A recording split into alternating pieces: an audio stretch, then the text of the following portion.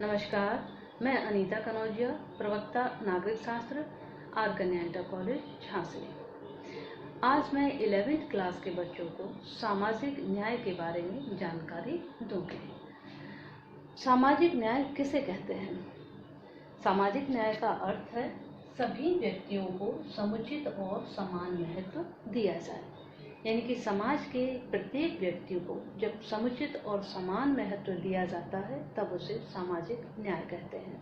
अर्थात समाज के उस प्रत्येक व्यक्ति को या समाज के उन वर्गों को ऊपर उठाना जो पिछड़े और कम अधिकार संपन्न हैं। सामाजिक न्याय का उद्देश्य है कि कमजोर और पिछड़े वर्गों के लोगों को विशेष सुविधा अथवा विशेष सुरक्षा प्रदान करना या उनके लिए अलग से व्यवस्था करना ताकि समाज में संतुलन बना रहे। वैसे तो सामाजिक न्याय का महत्व हर युग में रहा है, या ये भी कह सकते हैं कि हर शासन काल में रहा है। प्राचीन काल में सामाजिक न्याय को धर्म से जोड़कर देखा जाता था। राजा का यह पहला कर्तव्य माना जाता था कि न्याय पर आधारित सामाजिक व्यवस्था स्थापित की जाए। इसलिए राजाओं का हमेशा यह प्रयास रहता था कि उनकी शासन व्यवस्था या उनके समाज का ताना बाना इस प्रकार का बने कोई भी उनके ऊपर उंगली ना उठा सके अथवा किसी के ऊपर अन्याय ना हो सके। आधुनिक काल के आते आते शासन व्यवस्थाएं बदल गई हैं। अधिकांश देशों में लोकतंत्र व्यवस्था कायम है। इस लोकतंत्र व्यवस्था में भी चूंकि संविधान लागू किए गए हैं और उन संविधानों में मौलिक अधिकार भी शामिल किए गए हैं। इन मौलिक अधिकारों को शामिल करने का जो उद्देश्य है वो यही है कि प्रत्येक व्यक्ति को संविधान के माध्यम से हिस्सेदारी मिल सके, चाहे वो नागरिक अधिकार हो, चाहे वो सामाजिक अधिकार हो, चाहे वो राजनैतिक अधिकार हो। इन तीनों ही अधिकारों के माध्यम से प्रत्येक नागरिक को या समाज के प्रत्येक वर्ग के लोगों को न सिर्फ शासन में भागीदारी मिलती है, बल्कि राज्य की जो क्रियाएं होती हैं, राज्य के जो शासन चलाने की क्रियाएं होती हैं, उनमें भी उनको आगे आने का मौका मिलता है। इसके अलावा इन अधिकारों के माध्यम से ही संसाधनों में हिस्सेदारी मिलती है, साथ ही साथ में आगे बढ़ने का अवसर मिलता है। सभी वर्गों के लोगों को अपने व्यक्तित्व के विकास का अवसर मिलता है और साथ ही साथ अपनी पहचान बनाने का अवसर मिलता है। इन्हीं अधिकारों की वजह से सामाजिक न्याय की संकल्प को या संकल्पना को भारतवर्ष में यथार्थ की धरातल पर उतारने का प्रयास किया गया है। क्योंकि मैंने आपको जैसा पहले ही बताया था कि सामाजिक न्याय का महत्व हर युग में रहा है, हर शासनकाल में रहा है। इसलिए चाहे वो पश्चिमी विचारक हों, चाहे वो भारतीय विचारक हों, सभी ने अपने अपने तरह से सामाजिक न्याय को लेकर कुछ सिद्धांत या अपने अपने विचार प्रकट किए हैं। तो सबसे पहले मैं बात करती हूँ सामाजिक न्याय के सिद्धांतों की। सामाजिक न्याय के 3 सिद्धांतों का वर्णन किया गया है। उन 3 सिद्धांतों में जो पहला सिद्धांत है वह है समान लोगों के प्रति समान व्यवहार। अर्थात समान लोगों के प्रति समान व्यवहार का अर्थ क्या हुआ? इस सिद्धांत के अनुसार समाज का प्रत्येक व्यक्ति समान है, इसलिए उसके साथ समान व्यवहार किया जाना चाहिए।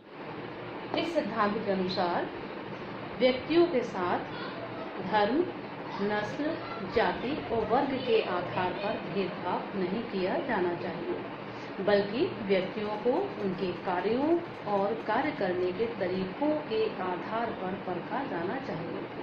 समाज के प्रत्येक व्यक्ति का मूल्यांकन उसके कार्य से, उसकी योग्यता से, उसके कौशल से किया जाना चाहिए, न कि उसका मूल्यांकन उसकी जाति, वर्ग अथवा धर्म से किया जाना चाहिए। इसके अलावा समान कार्य के लिए समान पारिश्रमिक प्रदान किया जाना चाहिए।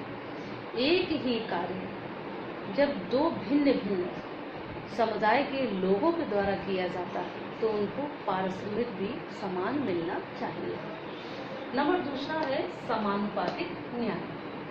समानुपातिक न्याय, वैसे तो ये माना जाता है कि समान कार्य के लिए समान पारिश्रमिक मिलना चाहिए। हमारे संविधान में भी ऐसी ही व्यवस्था की गई है कि समान कार्य के लिए सभी लोगों को समान वेतन दिया जाएगा या समान पारिश्रमिक दिया जाएगा। अगला सिद्धांत है समानुपातिक न्याय। वैसे तो समान कार्य के लिए समान पारिश्रमिक मिलना चाहिए।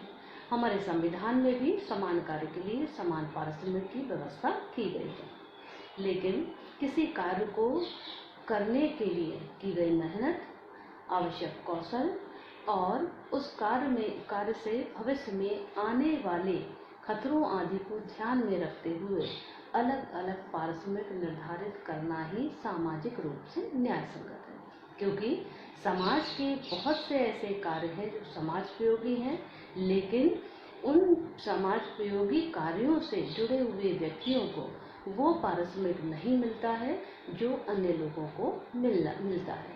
इस प्रकार समानुपातिक न्याय का सीधा सा अर्थ यही निकलता है कि किसी कार्य के लिए जो मेहनत की जाए उसके लिए उसी हिसाब से पारिश्रमिक मिलना चाहिए। नंबर तीसरा है विशेष जरूरतों का विशेष ख्याल। इस सिद्धांत के अनुसार समाज के वो वर्ग जो अन्य वर्गों की तुलना में बुनियादी रूप से पिछड़े और कमजोर हैं, उन वर्गों के लिए विशेष व्यवस्था की जाए ताकि उन वर्गों को भी अन्य वर्गों के संपर्क लाया जा सके। हमारे देश में शिक्षा, स्वास्थ्य एवं अन्य दूसरी सुविधाओं में भी जातीय भेदभाव किया जाता है, यानी कि हमेशा से ही कुछ खास वर्गों को बुनियादी सुविधाओं की पहुंच से दूर रखा गया है। यही कारण है कि आज भी वो खास वर्ग पिछड़े और कमजोर हैं। इसीलिए हमारे संविधान में आरक्षण का प्रावधान किया गया ताकि इन पिछड़े वर्ग के लोगों को, इन कमजोर वर्ग के लोगों को आगे आने का अवसर मिले, इन्हें भी समाज में, राज्य में हिस्सेदारी मिले, भागीदारी मिले, इन्हें भी राज्य के कार्यों में अपनी भूमिका अदा करने का मौका मिले। इन तीनों ही सिद्धांतों के बीच में तालमेल आवश्यक है। यदि सरकार एक न्यायपूर्ण समाज की स्थापना करना चाहती है तो इन तीनों सिद्धांतों के मध्य संतुलन बनाने की आवश्यकता है ताकि इन तीनों ही सिद्धांतों को लागू किया जा सके और किसी भी वर्ग के लोगों के साथ में किसी भी प्रकार का अन्याय न हो सके और सभी वर्गों के लोगों को आगे आने का अवसर मिले, सभी वर्ग के लोगों को समान रूप से हिस्सेदारी मिले, भागीदारी मिले, संसाधनों में भी सभी लोगों का समान रूप से अधिकार। सामाजिक न्याय के सिद्धांतों के बाद अब मैं बात करती हूँ न्यायपूर्ण बंटवारा। न्यायपूर्ण बंटवारा माने इस समाज में जो भी नीतियाँ बनाई जाए, जो भी कानून बनाए जाएं, उनका बंटवारा किस प्रकार किया जाए कि समाज में न्याय की स्थापना हो सके। न्यायपूर्ण बंटवारे में 4 प्रकार की बातें की गई हैं या 4 बातों का वर्णन किया गया है। नंबर 1 है कानूनों तथा नीतियों के संबंध में समान व्यवहार किया जाए। देश के सारे नागरिकों के लिए समान कानूनों का निर्माण किया जाए और समान नीतियों का निर्माण किया जाए। ऐसा नहीं होना चाहिए कि कानूनों का पालन या पालन कुछ विशेष वर्गों से करवाया जाए या कानूनों का निर्माण कुछ विशेष वर्गों के लिए किया जाए। जो भी कानून बने किसी भी चीज से संबंधित हो, वह कानून सभी वर्गों, धर्मों, नस्लों के लोगों के लिए समान रूप से बनाया जाना चाहिए। इसी प्रकार सरकार की नीतियों के बारे में, सरकार की नीतियां भी इस प्रकार की होना चाहिए कि समाज का कोई भी वर्ग उससे वंचित ना रहे, उसके लाभ से वंचित ना रहे। नीतियां ऐसी होनी चाहिए कि हर वर्ग के लोगों को लाभ मिल सके। यदि कुछ नीतियां कुछ वर्ग के लिए बनाई जाती है, तो अन्य वर्गों के लिए भी अलग से कुछ नीतियों का निर्माण होना चाहिए।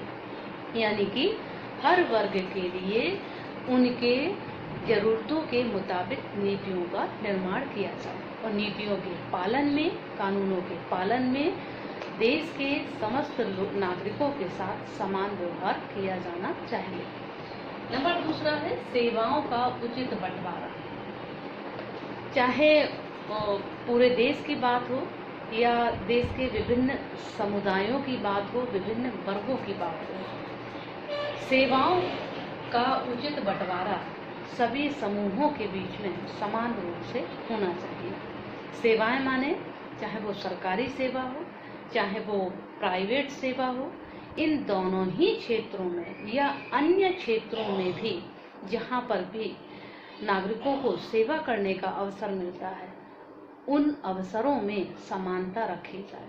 सभी को उन सेवाओं में योगदान देने का मौका मिलना चाहिए।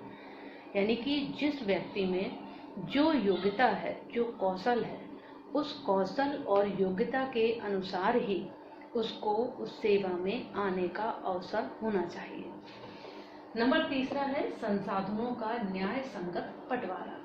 इसी तरीके से संसाधन, प्राकृतिक संसाधन, आर्थिक संसाधन, इनके संसाधनों पर समाज के प्रत्येक व्यक्ति का या समाज के समस्त वर्गों के व्यक्तियों का समान रूप से अधिकार होना चाहिए। समाज में संसाधनों में सबकी भागीदारी होना चाहिए।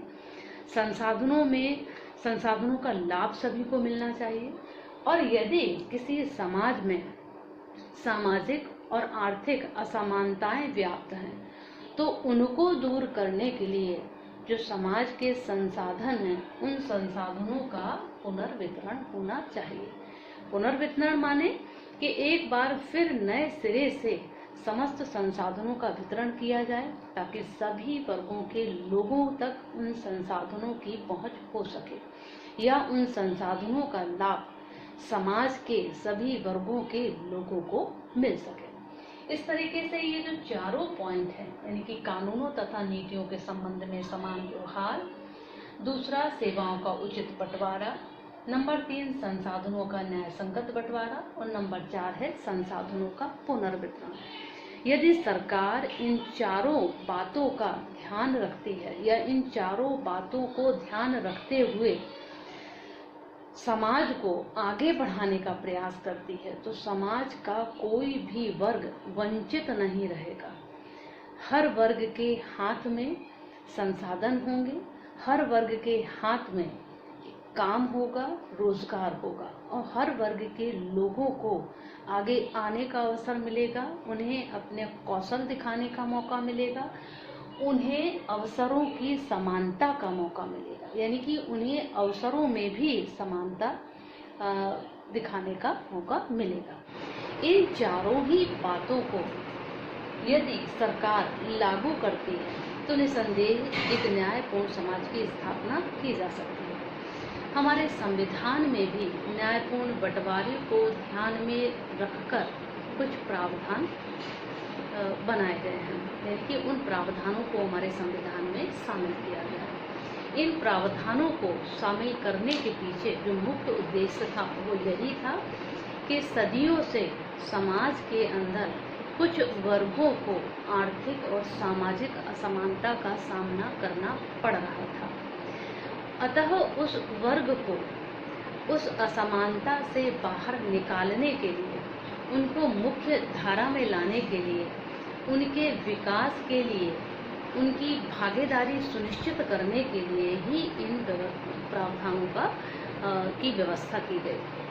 इन प्रावधानों को लागू करने के बाद उन वर्गों को शिक्षा के क्षेत्र में, यानी कि उनको विद्यालयों में प्रवेश मिला, उन लोगों को मंदिरों में प्रवेश मिला, उनको नौकरियों में आरक्षण मिला। साथ ही साथ में उनके लिए भूमि सुधार कार्यक्रम चलाए गए ताकि उनको प्राकृतिक संसाधनों में भी हिस्सेदारी मिल सके। हिस्सेदारी ना भी मिले तो उनको प्राकृतिक संसाधनों में अपनी मेहनत और अपना कौशल दिखाने का मौका मिल सके, अवसर मिल सके। इसीलिए हमारे संविधान निर्माताओं ने एक न्यायपूर्ण समाज के उद्देश्य को ध्यान में रखते हुए इन बातों को संविधान में शामिल किया। इस तरह से न्यायपूर्ण बंटवारे के आधार पर एक न्याय संगत समाज की स्थापना की जा सकती है और सामाजिक न्याय की संकल्पना को लागू किया जा सकता है।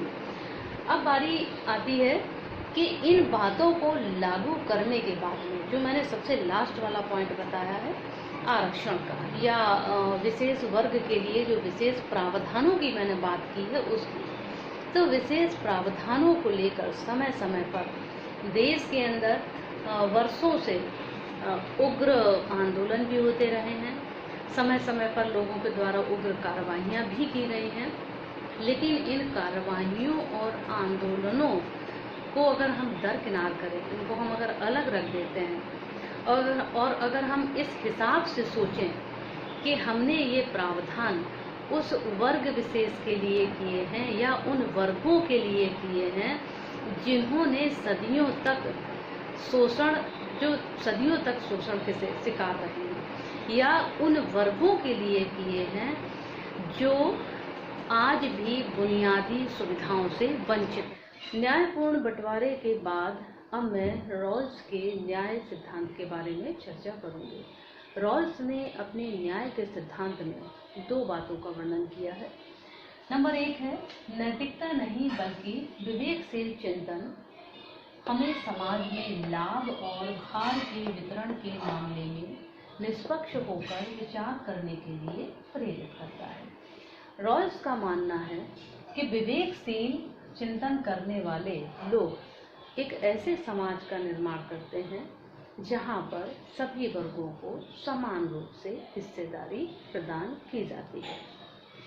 समाज में लाभ का अर्थ क्या हुआ कि समाज में जितने भी संसाधन हैं जीवन यापन के या आर्थिक प्रगति के, तो उन संसाधनों में समाज के प्रत्येक वर्ग के लोगों की हिस्सेदारी निर्धारित होनी चाहिए।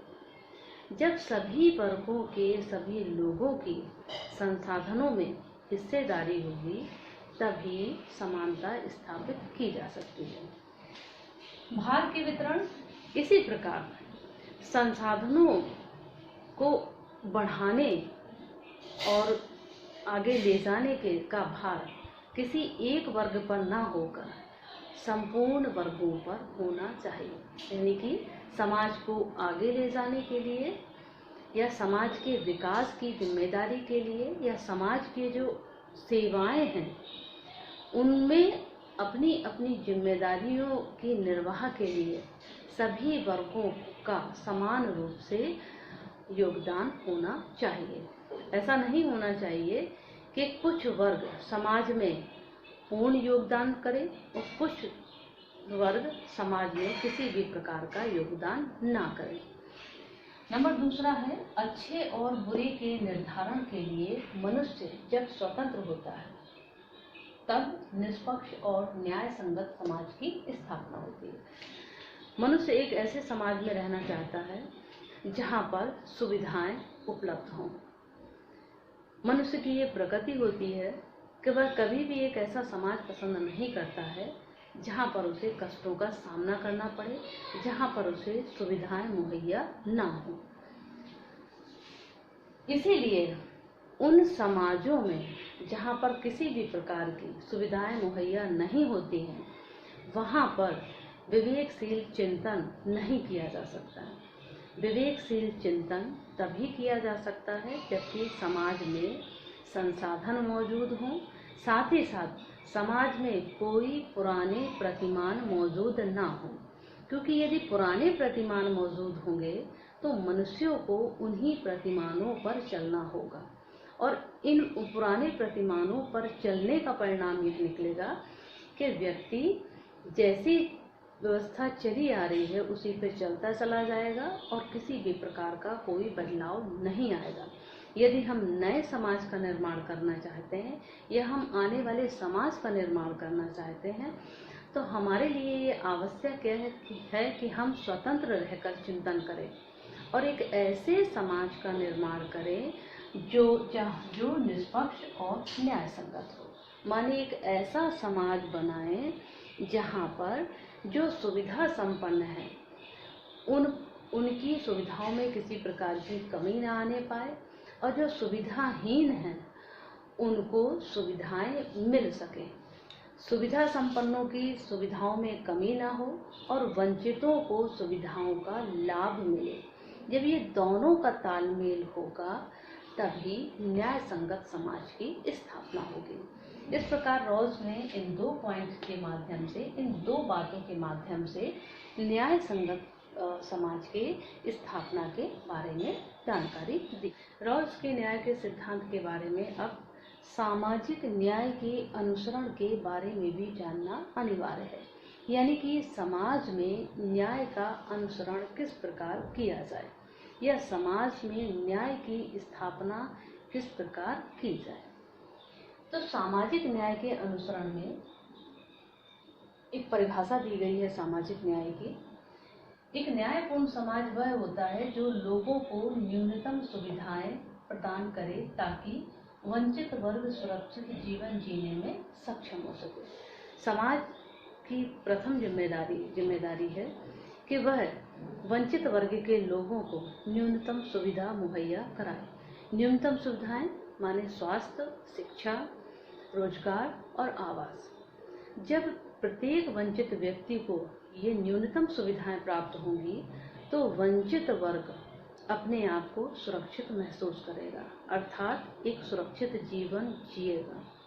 साथ ही साथ में उसे अपनी प्रतिभा को विकसित करने का अवसर मिलेगा, उसे अपना कौशल दिखाने का मौका मिलेगा और उसे समाज में अपनी सेवा देने का अवसर मिलेगा। इसके अलावा यदि उसे समाज में समान अवसर दिया जाता है तो वंचित वर्ग आगे बढ़ने का भी प्रयास करेगा। यदि किसी समाज में धनी और निर्धन के मध्य विभाजन है और वंचितों को आगे बढ़ने का मौका नहीं मिलता है तो ऐसे समाज को अन्यायपूर्ण समाज कहा जाता है। एक न्यायपूर्ण समाज वही होता है जो सक्षम लोगों को नुकसान पहुंचाए बिना वंचित लोगों को आगे लाए या वंचितों को ऊपर उठाने के अवसर जुटाए या वंचितों के लिए अलग से व्यवस्था करे ताकि ये जो वंचित वर्ग है ये भी सक्षम वर्ग के समकक्ष आकर खड़ा हो सके। अब जहाँ तक बात न्यूनतम बुनियादी सुविधाओं की है तो न्यूनतम बुनियादी सुविधाओं की जिम्मेदारी सरकार की होती है, यानी कि वंचित वर्ग को न्यूनतम बुनियादी सुविधाएं उपलब्ध कराना सरकार की जिम्मेदारी है। हालांकि भारत बहुत बड़ा देश है और भारतवर्ष में गरीबों की संख्या भी बहुत ज़्यादा है, तो सरकार के ऊपर न्यूनतम बुनियादी सुविधाएं उपलब्ध कराना एक बहुत बड़ा भार है। इसके बावजूद भी सरकार इस जिम्मेदारी को पूरी तरीके से उठाने का प्रयास करती रही है और आगे भी सरकार प्रयास करती रहेगी। इस तरह से सरकार एक न्याय संगत समाज की स्थापना करने में अपनी भूमिका निभाने का प्रयास कर रही है। इसके बाद बात करती हूँ कि न्यूनतम बुनियादी सुविधाएं व्यक्तियों को कैसे मिले। तो इसके लिए एक तरीका है मुक्त बाजार बनाम राज्य का हस्तक्षेप। अब मैं आपको मुक्त बाजार बनाम राज्य के हस्तक्षेप के बारे में बताती हूँ। मुक्त बाजार बनाम राज्य का हस्तक्षेप। आज दुनिया के अधिकांश देशों में इस बात की बहस चल रही है या इस बात पर चिंतन किया जा रहा है कि क्या मुक्त बाजार के जरिए खुली प्रतियोगिता को बढ़ावा देना समाज के सुविधा प्राप्त सदस्यों को नुकसान पहुंचाए बगैर सुविधाहीनों की मदद करने का सर्वोत्तम तरीका है। माने बहस का जो मुख्य विषय है वो क्या है कि क्या मुक्त बाजार के माध्यम से सुविधाहीनों को न्यूनतम बुनियादी सुविधाएं उपलब्ध करवाई जा सकती हैं। निस्संदेह इसके बारे में भी 2 तरह की बातें सामने आई हैं। कुछ समर्थकों का मानना है कि बाजारों को राज्य के हस्तक्षेप से मुक्त होना चाहिए। माने बाजार जो है वो राज्य के नियंत्रण से, राज्य के नियमों और कानूनों से मुक्त होना चाहिए। बाजारों पर या बाजारों में राज्य का किसी भी प्रकार का हस्तक्षेप नहीं होना चाहिए, ताकि समाज में लाभ व कर्तव्यों का न्यायपूर्ण वितरण हो सके। बाजार प्रतिभा और कौशल पर निर्भर करता है। व्यक्ति में कौशल और प्रतिभा होगी तो वह बाजार में प्रतियोगिता करने के योग्य होगा। यदि उसमें प्रतिभा और कौशल नहीं होगा तो वह बाजार में प्रतियोगिता के क्षेत्र से बाहर हो जाएगा। कुछ समर्थकों का मानना है कि न्यूनतम बुनियादी सुविधाएं सुनिश्चित करने के लिए राज्य का हस्तक्षेप होना अनिवार्य है। यानी कि कुछ समर्थकों का मानना है कि राज्य को मुक्त बाजार व्यवस्था में हस्तक्षेप नहीं करना चाहिए, और कुछ समर्थकों का मानना है कि मुक्त बाजार व्यवस्था में राज्य का हस्तक्षेप अनिवार्य है, ताकि वंचित वर्ग के लोगों को न्यूनतम बुनियादी सुविधाएं निर्धारित की जा सके, ताकि सभी लोग प्रतिस्पर्धा कर सके। यदि बाजार पर राज्य का नियंत्रण होगा तो सभी लोगों को प्रतिस्पर्धा करने का मौका मिलेगा। यदि बाजार पर राज्य का नियंत्रण नहीं होगा तो सिर्फ उन्हीं लोगों को प्रतिस्पर्धा करने का मौका मिलेगा जो पहले से साधन संपन्न है आर्थिक रूप से, साथ ही साथ में जो शक्ति संपन्न है। जो कमजोर और वंचित वर्ग है, जिसके पास संसाधनों का अभाव है, जिसके पास आर्थिक मजबूती नहीं है, ऐसे वर्ग के लोग बाजार में प्रतिस्पर्धा ही नहीं कर पाएंगे, वो पार्टिसिपेट ही नहीं कर पाएंगे, तो प्रतिस्पर्धा करने की तो बात ही अलग है। तो बाजार में प्रतिस्पर्धा भी वही वर्ग कर पाता है जिसके पास में आर्थिक संसाधन मौजूद है। तो यदि बाजारों को मुक्त छोड़ दिया जाए, राज्य का हस्तक्षेप हटा लिया जाए, तो सिर्फ और सिर्फ समृद्ध वर्ग के लोगों को ही बाजार में प्रतिस्पर्धा करने का मौका मिलेगा, और वो ही उस बाजार से होने वाले लाभ का हिस्सा बन पाएंगे। ऐसे में उन लोगों को जो वंचित वर्ग के हैं, जो आर्थिक रूप से कमजोर हैं, जिनके पास संसाधन नहीं है, उनको मुक्त बाजार में प्रतिस्पर्धा करने का मौका ही नहीं मिलेगा, और ये वर्ग न्यूनतम सुविधाएं भी नहीं जुटा पाएगा। यह कहा जाए कि बाजार से जो होने वाला लाभ है वह इन तक नहीं पहुंच पाएगा। इस प्रकार जो मुक्त बाजार की व्यवस्था है, हालांकि यह व्यवस्था न्यायपूर्ण समाज पर आधारित है, लेकिन मुक्त बाजार व्यवस्था का संबंध न किसी वर्ग से होता है, न किसी धर्म से होता है, न ही किसी नस्ल और न ही जाति से होता है, न ही स्त्री और पुरुष के भेद से होता है। बाजार व्यवस्था योग्यता और कौशल के आधार पर काम करती है, या बाजार व्यवस्था में कौशल या योग्यता का ही मूल्य होता है। नस्ल, समुदाय, जाति, धर्म, इनका बाजार व्यवस्था से किसी भी प्रकार का कोई संबंध नहीं होता है।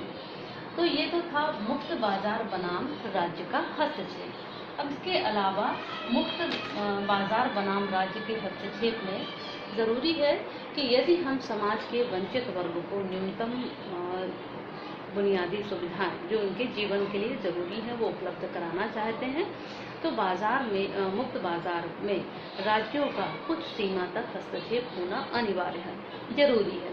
यदि राज्य का हस्तक्षेप होगा तो वंचित वर्ग के लोगों को प्रतिस्पर्धा करने का मौका मिलेगा, और पूर्णतः न सही, आंशिक रूप से ही सही, वह प्रतिस्पर्धा में भाग लेंगे, और उस प्रतिस्पर्धा के माध्यम से बाजारी व्यवस्था के अंतर्गत जो लाभ होगा उसमें उनको हिस्सा भी मिलेगा, उससे उनको लाभ भी होगा, और उन्हें अपना कौशल दिखाने का मौका भी मिलेगा।